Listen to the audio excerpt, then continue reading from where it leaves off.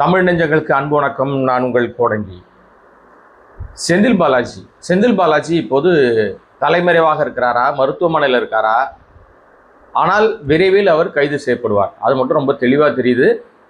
ஏன் அவரை ரொம்ப டார்கெட் வச்சு அவரை குறிவைத்து இந்த தாவேக அரசாங்கம் விரட்டிக்கிட்டே இருக்கு அப்படின்னு சொன்னால், அவர்தான் பிரதானமான துருப்புச்சீட்டாக தேர்தல் நேரத்தில் அவரை வைத்து தான் பயன்படுத்தி பாட்டிலுக்கு 10 ரூபான்னு பாட்டு பாடி ஒரு பெரிய ரீல்ஸ் போட்டு பெரிய லெவல் பண்ணி ஒரு பெரிய அந்த கரூர் சம்பவமே திட்டமிட்ட ஒரு விஷயம்னு பொய் பரப்பி ஆட்சி அதிகாரத்தை கொடுத்திருக்கிற தாவேக அரசு இன்றைக்கு அதை உறுதிப்படுத்துவதற்கு அவரை எப்படியாவது பிடிச்சி ஏதாவது ஒரு கேஸ்லையாவது பிடிச்சி அவர் உள்ள வைக்கணும். பல முனைகளில் முயற்சி எடுத்து பார்த்தாங்க, அது எதுவும் நடக்கவே இல்லை. கடைசி அஸ்திரமாக டாஸ்மாக கையில் எடுத்திருக்காங்க. அதே பாட்டிலுக்கு 10 ரூபா விஷயமானா அது இல்லை. ஏன்னா இப்போ பாட்டிலுக்கு 20 ரூபா 30 ரூபா 50 ரூபாலாம் வாங்க ஆரம்பிச்சிட்டாங்க. இப்போ டாஸ்மாக் என்பது தனியார் மயமாகிறது. தனியார் மயமாகிற அந்த உத்தரவு, அந்த விஷயங்களை சைலண்டாக ஒரு வேலை பார்த்துட்டு இருக்காங்க. வருகிற சட்டமன்ற கூட்டத்தொடரில் அதை நிறைவேற்ற போகிறாங்கன்னு ஒரு தகவல் வெளியில் வந்துருச்சு. அதற்கு முன்பாக இப்போது நடக்கிற பல பிரச்சனைகளிலிருந்து தங்களை திசை மாற்றிக்கொண்டு டைவர்ட்டிங் பாலிடிக்ஸும் டர்ட்டி பாலிடிக்ஸும் செய்வதற்கான மிக பிரதானமான வேலையை தாவேக அரசாங்கம் செய்கிறது. அது என்ன மாதிரியான டைவர்ட்டிங் பாலிடிக்ஸு, என்ன மாதிரியான டைவர்ட் பாலிடிக்ஸ், டர்ட்டி பாலிடிக்ஸ், அதை பற்றி தான் இந்த வீடியோவில் நம்ம பார்க்க போகிறோம். நம்முடைய சேனலில் சப்ஸ்கிரைப் பண்ணாமல் பார்த்துட்டு இருக்க அன்பு நண்பர்களே சப்ஸ்கிரைப் பண்ணுங்கள், சப்போர்ட் பண்ணுங்கள். இன்னும் பல விஷயங்கள் நாம் பேசலாம். ஆக்சுவலாக பார்த்தீங்கன்னா உங்களுக்கு தமிழ்நாட்டில் இன்றைக்கி இருக்கிற பிரச்சனை, மிக பிரதானமான பிரச்சனை அப்படின்னு பார்த்தீங்கன்னா நிறைய இருக்குங்க. எண்ணி மாளாத விஷயங்கள், சொல்ல முடியாத விஷயங்கள் அப்படின்னு ஏராளமான விஷயங்களை நம்ம சொல்லிக்கிட்டே போகலாம்.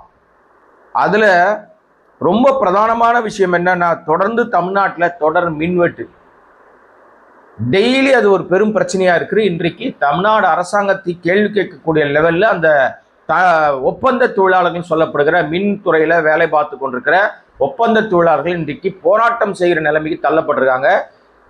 சென்னையில் இருக்கிற தலைமை அலுவலகத்தினுடைய பின்புற ரோடு ஒன்று இருக்கும், அது அந்த கூவம் ஆற்றை ஒட்டி இருக்கும் அந்த ரோடு. அந்த சாலையில் இன்னைக்கு ஒரு பெரிய போராட்டம் கடந்த 2 தினங்களுக்கு மேலாக அங்கே நடந்து கொண்டிருக்கிறது. நூற்றுக்கணக்கான ஒப்பந்த தொழிலாளர்கள் அங்கே போராட்டத்தில் ஈடுபட்டு கொண்டிருக்கிறார்கள். பல முறை அவர்கள் முதல்வரை சந்திக்க மனு கொடுத்து கோரிக்கை கொடுத்தோம். இதுவரை எந்த அமைச்சரும் அவர்கிட்ட பேச்சுவார்த்தை நடத்தலை. இந்த கோரிக்கையை செவிசாக்கவே இல்லை. இப்போ அதில் இருக்கிற பல பேரும் நாங்கள் விசிலுக்கு தான் ஓட்டு போட்டோம், நான் அந்த கட்சியில் இருக்கேன், இந்த பாருங்க உறுப்பினர் கார்டெல்லாம் காட்டிலாம் பேசுகிறாங்க. அவர் சொல்லுகிற ஒரு விஷயம், தமிழ்நாடு இருளில் தள்ளப்படுமோன்ற ஒரு அச்சம் உணர்வு ஏற்பட்டிருக்கிறது. எங்களுடைய கோரிக்கை செவி சாய்க்காமல் போனால் மின் விநியோகம் செய்கிற நிலையங்களில் வேலை பார்க்கிறவர்கள் உடனடியாக கம்ப்ளீட்டாக அவர்களும் போராட்டத்தில் குதித்தால் ஷட் டவுன் செய்யப்படும், மின் விநியோகம் கடுமையாக பாதிக்கப்படும், டோட்டலாக தமிழ்நாடு இருளில் மூழ்குன்ற அபாயம் இருப்பதாக அவர்கள் எச்சரிக்கை மணி அடிக்கிறாங்க. ஆனாலும் இந்த அரசாங்கம் அதை குறித்து காதலியே வாங்கலை, அவங்கள ஒரு பொருட்டாவே மதிக்கலை. யாரையுமே மதிக்காது இந்த அரசாங்கம், அவங்கள மட்டும் மதிக்க போதா என்ன? ஸோ மதிக்கலை. அடுத்ததாக பார்த்தீங்கன்னா உங்களுக்கு அடுத்த பிரச்சனை, இது மின் தொடர் பிரச்சனை, மின்வெட்டு பிரச்சனை. இவங்க ஆட்சியில் உட்கார்ந்த நாள்லேருந்தே இருக்குன்னு வச்சுங்களேன். அது அவங்களுடைய அலுவலகம் பனையூர்லேயே மின்வெட்டு கரண்டை பிடிங்கிட்டானுங்க. அங்கே என்ன நடந்ததுன்னு தெரியல. அந்த மாதிரி மின்வெட்டு என்பது தொடர்கதையாக இருக்குது. அதுக்கு தீர்வு காண்பதற்கு அந்த மின்துறை அமைச்சராக இருக்கிற நிர்மல்குமாருக்கு அடிப்படை அறிவு இல்லை. அவருக்கு அந்த அறிவு இல்லை. ஆனால் இன்னொரு அறிவு இருக்கு. என்ன அறிவுனா, நீ டாக்டருக்கு ஏன் படிக்கணும்னு ஆசைப்படுற, நீ போய் வக்கீலுக்கு படி. நீ ஏன் வக்கீலுக்கு படிக்கணும்னு ஆசைப்படுற, நீ போய் பிளம்பருக்கு படி, நீ கார்பெண்டருக்கு படி. டாக்டருக்கு நீட்டு தான் முக்கியமா, டாக்டர் தான் முக்கியமா, வேற படிப்பே இல்லையா? நான்லாம் ஒரு வாரம் வெயிட் பண்ணி ஒரு பிளம்பரை பிடிக்கிறதுக்கு அவ்வளோ கஷ்டமா இருக்கு. அதனால பிளம்பருக்கு, நம்ம எலக்ட்ரீஷியனுக்கெல்லாம் வேக்கன்சி ஜாஸ்தியா இருக்கு, அங்கே போய் நீ படின்னு குருகுல கல்வியை, ஆர்எஸ்எஸோட திருட்டு அஜந்தாவா இருக்கிற அந்த குருகுல கல்வியை மிக அழகாக வாழைப்பழத்தில் ஊசி ஏத்துற மாதிரி இந்த சங்கி, முழு சங்கியா இருக்கிற ஆர்எஸ்எஸோட அடிவருடியா இருக்கிற இந்த அமைச்சர் நிர்மல்குமார் ஒரு கருத்தை பொதுவெளியில எவ்வளவு துணிகரமாக ஒரு அமைச்சர் எப்படி பேசுறார். இதற்கு யார் அதிகாரம் கொடுத்தது, இதுக்கு யார் தைரியம் கொடுத்ததுன்னா, இப்போது தமிழ்நாட்டை ஆள்வது நம்ம முதலமைச்சராக இருக்கிற தாவேக அரசு இல்லை.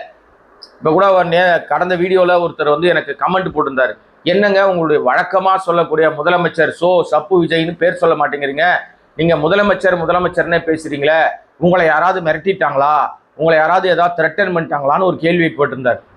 நம்மளை யாரும் மிரட்டவும் இல்லை, மிரட்டவும் முடியாது. ஏன்னா நாம இருப்பதை மட்டும்தான் பதிவு செய்கிறோம். நம்முடைய டேக்லைனே என்ன தெரியுமா? கறந்த பாலின் தரத்தில் நம்முடைய செய்திகள் இருக்கும். நம்ம சொல்லப்படுகிற செய்திகள் ஏற்கனவே இந்த அரசாங்கத்தால் நடைபெற்று கொண்டிருக்கிற செய்திகளை தான் நம்ம பதிவு பண்றோம். எதையும் நம்ம இட்டுக்கட்டி பேசுவதில்லை, பொய் பரப்புவதில்லை, அவதூறு பரப்புவதில்லை. அது மாதிரி அவன் 100 கோடி வாங்கிட்டான், இவன் 200 கோடி வாங்கிட்டான், இவன் 1000 கோடி ஆட்டையை போட்டாலும் சொல்ல மாட்டோம். உண்மைகள் இருக்கிற பட்சத்தில், ஆதாரங்கள் இருக்கிற பட்சத்தில் அந்த செய்தி மட்டும் தான் நம்முடைய சேனல்ல வரும். அதனால செய்திகள் பேசும்போது எல்லா நேரங்களிலும் எல்லா விதத்தையும் குறிப்பிடணும்னு அவசியம் இல்லை. அதுக்காக தான் அந்த விஷயத்தை நம்ம சொல்றோம். சில நேரங்களில் இந்த அரசாங்கத்தின் பேரை சொல்ல கூட நமக்கு ரொம்ப வருத்தமா இருக்கு. ஏன்னா இந்த அரசாங்கம் மக்களுக்கான அரசாங்கமா இல்லை, இது ஏதோ தாந்தோன்றித்தனமா ரீல்ஸ் அரசாங்கமா இருக்கு. அதனால அது பேர் சொல்ல கூட நமக்கு அது என்ன சொல்றது, அதை இக்னோர் பண்ணிட்டு போயிடணும் அப்படிதான் தோணுது நமக்கு.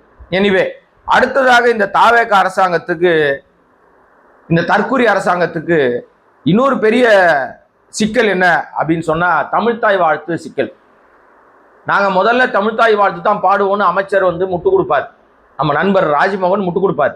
ஆனா அடிப்படையில் அவங்க என்ன பண்ணுவாங்கன்னா, மனோன்மணி சுந்தரனார் பல்கலைக்கழகத்தில் தமிழ்தாய் வாழ்த்தை 3வது பாடுவாங்க. கவர்னர் கலந்துக்கிற ஃபங்க்ஷன்னா 3வது ஓடி போயிடும் தமிழ்தாய் வாழ்த்து. அங்கே மொழிக்கு உரிமை கொடுக்க மாட்டாங்க, மொழிக்கு முன்னுரிமை வராது. தமிழ் மாநிலத்தில் தமிழ்தாய் வாழ்த்தை எழுதினவருடைய அந்த பல்கலைக்கழகத்திலேயே, அவர் பெயரில் இருக்கிற பல்கலைக்கழகத்திலேயே தமிழ் அவமதிக்கப்படும், தமிழ்தாய் வாழ்த்து அவமதிக்கப்படும். இந்த பிரச்சனையை மடைமாற்றுவதற்கு என்ன பண்ணலாம்? இதெல்லாம் இந்த தாவேக அரசுக்கு முதலமைச்சருக்கு இருக்கிற பிரச்சனைகள் இதெல்லாம். சரி, ஓகே. அடுத்ததா என்ன பிரச்சனை அப்படின்னா, இங்க நீட்டுக்கு எதிர நீட்டு ஒழிப்பு, நீட்டு எதிர்ப்பு அப்படின்னு போராட்டம் ரொம்ப காலமா நடந்துகிட்டு இருக்கு. இடையில சூப்பர் ஸ்பெஷாலிட்டி உயர் மருத்துவ படிப்புகள் அப்படின்ற பிரிவுகளை 151 இடங்களை எங்ககிட்ட அதுக்கான ஆள் இல்லை, நாங்கள் சரண்டர் பண்ணிடுறோம், யாருமே உள்ள வரல, அதனால நாங்கள் சரண்டர் பண்ணிடுறோம் அப்படின்னு மத்திய தொகுப்புக்கு கொடுத்துட்டாங்க. ஒன்றிய அரசுகிட்ட போய் சரண்டர் பண்ணியிருக்கிறது. அதற்கு மருத்துவத்துறை, மருத்துவர்கள் சங்கம் கடுமையான எதிர்ப்பை தெரிவித்திருக்கிறார்கள். நமக்கு கிடைச்சதே ரொம்ப குறைவான தொகுதிகள் தான். ஏதோ ஆயிரக்கணக்கில் தொகுதிகள் இருந்து 1000 பேர் சேர வேண்டிய இடத்துல 800 பேர் சேர்ந்துட்டாங்க, 200 பேர் சேரலைங்க, அதை தான் அங்கே திருப்பி கொடுத்துட்டோம்னு சொல்ல முடியாது. நமக்கு இருக்கிற மருத்துவ இடங்களே 214 இடங்கள் தான் சொல்றாங்க. 214 215 இடங்களோ தான். அதுல நீங்க 151 இடங்களை, ஆல்மோஸ்ட் 75% இடங்களை கொண்டு போய் ஒன்றிய அரசாங்கத்துக்கிட்ட ஒப்படைக்கிறீங்கன்னா, இங்க யாருமே அந்த உயர் படிப்புகள்ல மருத்துவத்துறையில படிப்பது உங்களுக்கு விருப்பம் இல்லையா? இதை ஏன் கொண்டு போய் அவங்ககிட்ட கொடுக்குறீங்கன்னா, அங்க போய் அவர்கள் அந்த கட் ஆஃப் மார்க்கும் கிடையாது, ஒரு கரமாந்திரமும் கிடையாது, யாரை வேணா சேர்த்துப்பாங்க. ஏன்னா அந்த ஒன்றிய அரசாங்கம் என்ன நினைக்குதோ அதையெல்லாம் அவர்கள் ஆளாத மாநிலங்கள்ல ஆட்சியாளர்களை மிரட்டி உருட்டி அவர் அதிகாரிகளை வச்சுக்கிட்டு இங்க அரசாங்கம் நடத்துவாங்க. அப்படிதான் தமிழ்நாட்டிலையும் அவர்கள் தேர்தல் காலத்துல நியமிக்கப்பட்ட, தேர்தல் கமிஷனால் நியமிக்கப்பட்ட உள்துறை அந்த தலைமைச் செயலாளர் தான் இங்க இருக்கார், சாய்குமார். அவர் தான் இன்னைக்கு வரைக்கும் இந்த முதலமைச்சர் பயன்படுத்தி கொண்டிருக்கிறார். எல்லாரையும் மாத்துறாரு, எல்லாரையும் உருட்டுறாரு, எல்லாரையும் பெறட்டுறாரு. ஆனா அந்த சாய்குமாருக்கு மட்டும் எக்ஸ்டென்ஷன் கொடுத்து வச்சிருக்காரு. என்ன காரணம்னா, எஜமான் திட்டுவார். டெல்லி இருக்கிற எஜமான் கோவத்துக்கு நம்ம ஆளாக கூடாது. அதனால எஜமான் என்ன சொன்னாரோ அதற்காக இங்க அவரை வச்சுக்கிட்டு ஓட்டிக்கிட்டு இருக்காங்க. அந்த அடிப்படையில தான் மருத்துவ இடங்கள் பறிபோனதற்கும் தாவேக அரசாங்கத்தினுடைய தரங்கட்ட நிர்வாக சீர்கேடு தான் காரணம், வேற ஒன்றும் கிடையாது. இதுக்கு அருண்ராஜ், அந்த துறை அமைச்சர் அருண்ராஜ் பயங்கர முட்டு கொடுப்பாரு. ஏதாவது கடந்த காலத்தில் நடக்கலையா, அப்ப நடக்கலையா, இப்ப மட்டும் நடந்தான்னு கேள்வி கேட்பாரு. அப்ப நடந்துச்சோ நடக்கலையோ, அவர்கள் சரியில்லைன்னு தானேப்பா நீங்க ஆட்சிக்கு வந்திருக்கீங்க. அவங்க சரியில்லை, அவங்க ஆட்சின்னு பார்த்தா ஒழுங்கா நடத்தல, இந்த மக்களை போய் சொல்லி ரீல்ஸ் போட்டு ஏமாத்த தெரியல, என்னத்தையோ சொல்லி தானே நீங்க ஆட்சிக்கு வந்திருக்கீங்க. மாற்றம் மாற்றம் மாற்றம், கூந்தல் புடுங்குற மாற்றம்னு வந்திருக்கீங்கல்ல. இப்ப மாற்றம் என்ன மாற்றம்? நாற்றம் தான், துர்நாற்றம் தான், தடுமாற்றம் தான். என்ன பண்றது?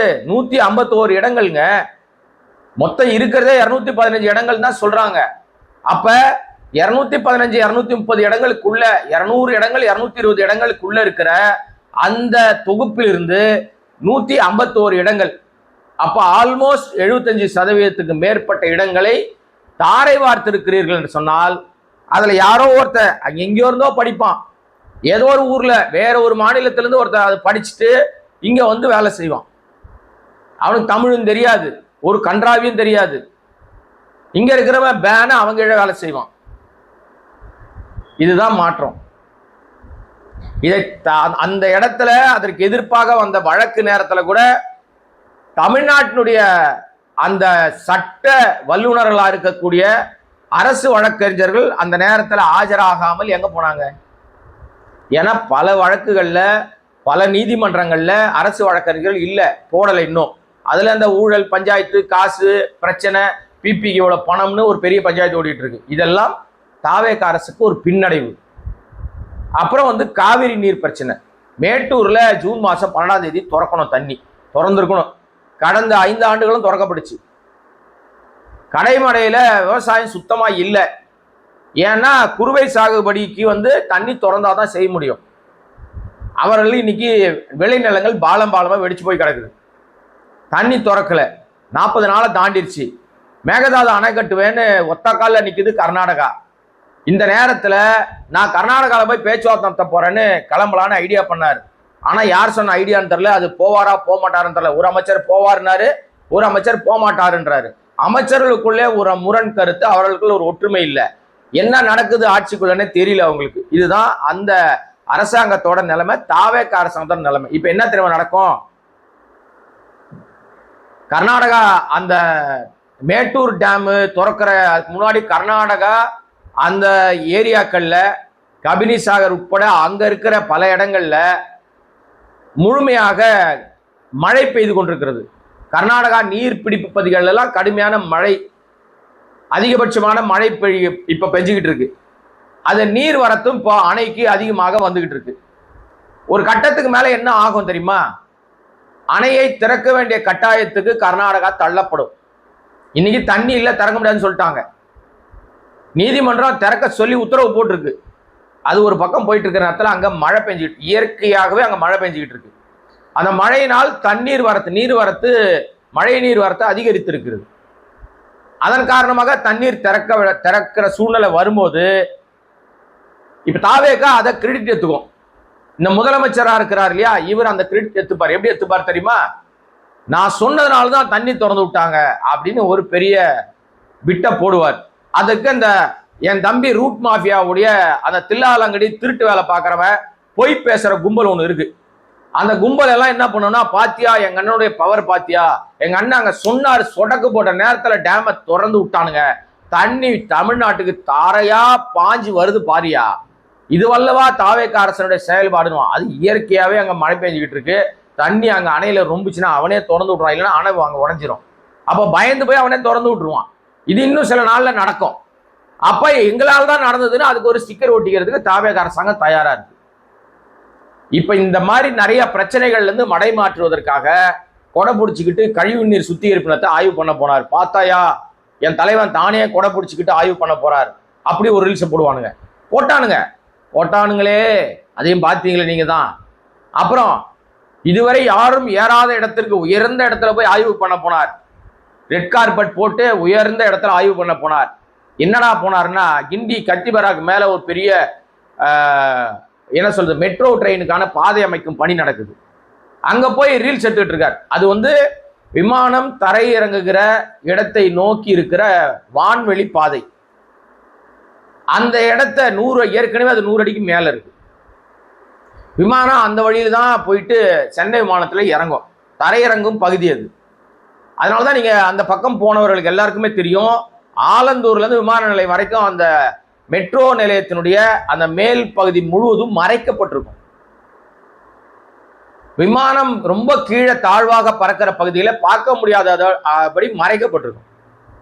ஏன்னா எதுவும் தவறான செய்கைகள் நடந்துடக்கூடாது, விளையாட்டுத்தனமா எதுவும் செஞ்சிடக்கூடாதுன்றதுனால அந்த பாதுகாப்பு முன்னேற்பாடுகள் செய்யப்பட்டிருக்கு.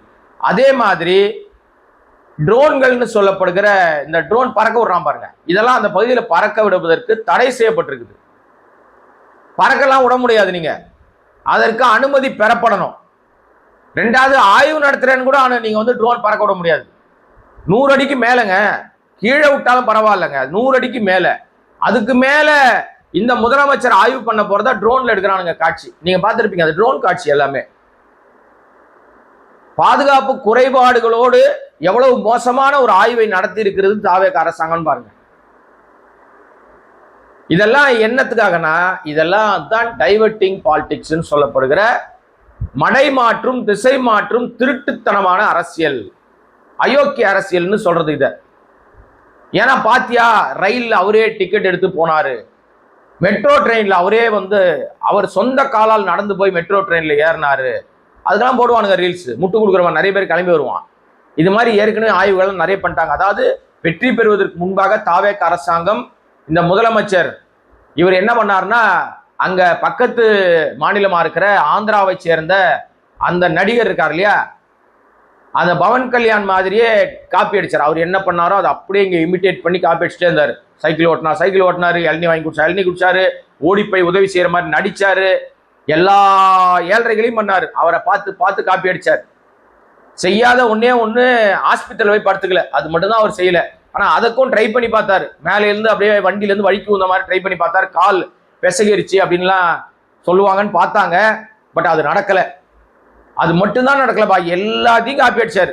இப்ப ஆட்சிக்கு வந்துட்டார். வந்த உடனே இனிமே பவன் கல்யாண காப்பி அடிச்சா இந்த மக்கள் ஒத்துக்க மாட்டாங்க. இப்ப இந்த மக்கள் ஒத்துக்கிற மாதிரி இருக்கிற ஆளை பார்த்தா நம்ம காப்பி அடிக்கணும்னு முன்னாள் முதலமைச்சர் முத்துவேல் கருணாநிதி ஸ்டாலின் என்னெல்லாம் பண்ணாரோ அதெல்லாம் காப்பி அடிக்கிறார். அவர் எங்கெல்லாம் என்ன மாதிரி ஆய்வு போவாரோ அதே மாதிரி இவர் ஆய்வு போயிருக்கிறார். அந்த வேலையெல்லாம் இவர் பார்த்துக்கிட்டு, பாத்தியா நாங்க எல்லா மக்களையும் போய் பார்க்க போறோம்னு சொல்லி சீனை போட்டுட்டு இருக்காரு. இந்த 100 அடி ஆய்வும் 100 அடி உயரத்துக்கு போன ஆய்வும் அதுதான். ஏற்கனவே அது முதலமைச்சராக இருந்த காலகட்டத்தில் ஸ்டாலின் அதை போய் பார்த்துட்டார், ஆய்வு நடத்திட்டார். அதே மாதிரி நானும் பண்றேன், நானும் ஒரு பிஜிஎம் போடுவேன். இப்போ மடமாத்திர அரசியல் தான் இது. இது டைவர்ட்டிங் பாலிடிக்ஸ், டர்ட்டி பாலிடிக்ஸ் அப்படின்னு சொல்லி சொன்னோம்னா அது என்ன தெரியுமா உங்களுக்கு? டர்ட்டி பாலிடிக்ஸ் அப்படின்றது கண்ணுக்கு தெரிஞ்சு விவசாயிகள் போராட்டம் பண்ணாலும் விவசாயிகள் கோரிக்கை தருவேன்னு சொல்லிட்டு அந்த கோரிக்கை நிறைவேற்றுவேன், உங்க கடனெல்லாம் அடைப்பேன்னு பொய் சொல்லி அவங்ககிட்ட ஓட்டுக்களை வாங்கி கொண்டு அவர்களை அசிங்கமாக இன்றைக்கு நடத்தி கொண்டு அவர்களை வாழ்வாதாரத்தை சிதறடிக்கிற வேலையை செஞ்சு தண்ணி தராம கடன் அடைக்காம அவர்களை தற்கொலைக்கு செய்கிற தூண்டுகிற அளவுக்கு செய்கிற அசிங்க அரசியல் செய்கிறது தாவேக அரசாங்கம். அடுத்ததா பாத்தீங்கன்னா உங்களுக்கு 4 காவல் மரணம். இந்த 2.5 மாசத்துல 4 காவல் மரணம். அதுல கொடூரமாக அடித்து தாக்கப்பட்டது சபரிவர்மன் என்கிற அந்த மாற்றுத்திறனாளி. மாற்றுத்திறனாளின்னு சொன்னாலே பரிதாப உணர்வு வந்துடும். அப்படி இருந்தாலும் காவல்துறை அவனை அடிச்சு 19 இடத்துல அவனை துன்புறுத்தி சாகடிச்சிட்டாங்க. இதெல்லாம் இந்த தாவேக அரசாங்குடைய சீர்கட்ட சிறப்பான செயல்கள். இதெல்லாம் மடமாத்துறதுக்கு தான் இந்த ரீல்ஸ் போறது, மெட்ரோல டிராவல் பண்றது, மக்களை பார்க்க போறேன்னு டிராமா பண்றது, பொதுமக்கள் கூடுகிற இடங்களுக்கு சீனை போடுறது, திடீர்னு போய் அங்க போய் இறங்குறது. இது எல்லாமே இதை பத்தி யாரும் பேசக்கூடாது. இப்ப நீங்க டாஸ்மாக் வரப்போகுதுங்க, தனியார் மயமாக்குது, அதை பத்தி நீங்க பேசக்கூடாது. ஐயோ எவ்வளவு அழகா இருக்கார் பாத்தியா அவரே பாரு, அவரே நடந்து வந்தார், என்னை பார்த்து கை காட்டினார், ஐயோ என்னால தாங்க முடியலையே, என்னை பார்த்து கையை காட்டி விட்டாரே அப்படின்னு இந்த பெண்கள்லாம் பேசுறத மக்கள் பேசுறாங்கன்னு சில ஊடகங்கள் செய்தி வெளியிடுறாங்க. அந்த மானகட்ட ஊடகங்களுக்கு நம்ம எந்த பதிலும் சொல்ல முடியாதுன்னு வச்சுங்களேன். இதெல்லாம் தான் அவருக்கு இன்றைக்கு இருக்கிற பிரச்சனை. அதை நோக்கி தான் இன்னைக்கு அரசாங்கம் மாத்திக்கிட்டே இருக்கு, மடம் மாத்திக்கிட்டே இருக்கு. மக்களே, டைவர்ட்டிங் பாலிடிக்ஸும் டர்ட்டி பாலிடிக்ஸும் மட்டும்தான் தாவேக அரசுகளை செய்து கொண்டிருக்கிற மிக உச்சஸ்தான வேலையாக இருக்கிறது. இன்னும் என்னெல்லாம் பார்க்க வேண்டியிருக்கோ அது எல்லாத்தையும் நீங்களும் பார்த்துக்கிட்டு இருக்கீங்க, நானும் பார்த்துக்கிட்டு இருக்கேன். தொடர்ச்சியாக பல விஷயங்கள் பேசலாம். நன்றி, வணக்கம்.